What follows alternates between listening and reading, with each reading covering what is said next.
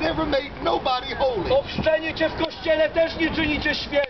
Jesus said you must be born again. Jezus Chrystus w Ewangelii Jana powiedział, musicie na nowo się narodzić. And most of you don't know what that means. Większość z was nawet nie wie, co to jest. You think that you got baptized in the Catholic Church, Myślicie, że zostaliście ochrzczeni w kościele katolickim? and that means that you've been born To again. znaczy, że się narodziliście na nowo? But that's not the truth. Ale to nie jest prawda, przyjaciele. Just somebody took a little baby and put some water on it. Widzicie, ktoś bierze jakieś malutkie dziecko i wlewa troszeczkę wody na jego głowę. That's all that happened on that day.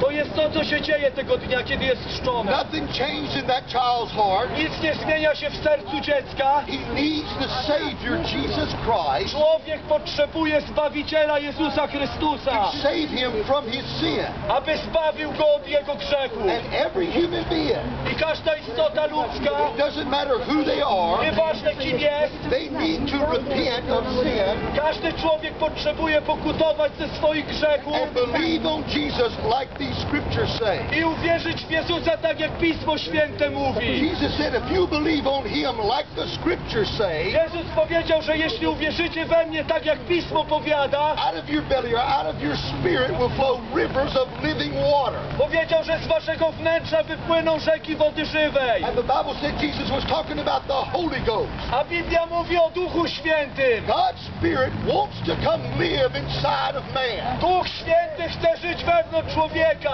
That's why man was created by God, Dlatego człowiek został stworzony na obraz i podobieństwo Boga, to be a dwelling place of God. aby być Bożą przyjemnością. But that Spirit of God, Ale Duch Święty he cannot come live where the blood of Jesus has not been applied. nie może żyć w życiu takiego człowieka, który nie pozwala, aby krew Jezusa obmyła jego grzechy. And that blood can only be applied to your heart by faith.